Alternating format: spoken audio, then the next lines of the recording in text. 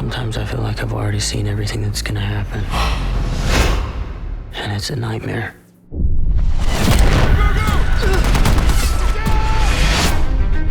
This is a movie that's based upon a young man who makes a really important decision to join the army during the Iraq War. The shock that he experiences in Iraq is something that he can't shake for the rest of the film. He comes back with undiagnosed PTSD. It's an invisible infliction. People see someone with PTSD and go, oh, that guy's fine. He came home and he wasn't injured. I have this noise in my head. It'll stop. One day it'll just go quiet. I came home from Iraq in 2003. My family, friends, they had no idea really what was going on internally with me. When you're coming out of a combat zone, it is very jarring to return to the civilian world. You don't want to talk about it sometimes. You don't want to go through it again.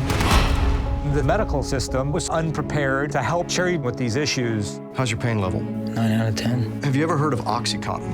And they misprescribe opioids, and that turns into a bad addiction for him, and that ends up turning into a life of crime. Get on the ground now! Living with PTSD took me to some pretty dark places. I was addicted to drugs and alcohol, and I spent a year of my life in prison. Every week there was a younger version of me walking through those doors. We have lost family members. We have others who are struggling with their sobriety. There's a scale to this that is terrifying. There's about 3.3 million of us that served in Iraq and Afghanistan, and there are still far too many that do fall through the cracks.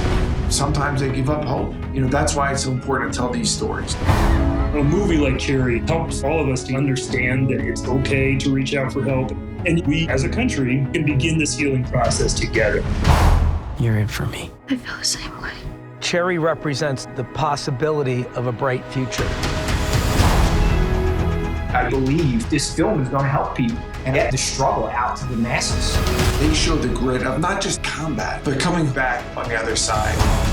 There are so many therapies that are out there. It's going to be different for all of us. We have to understand that. But hope is mandatory. We have to do everything we can to make sure that we leave no one behind. We owe it to the ones that did not come back to live a happy and healthy life. The servicemen and women here today really are unparalleled, and we're indebted to them in every way. Sometimes I feel like I've already seen everything that's gonna happen. But for the first time, it didn't scare me.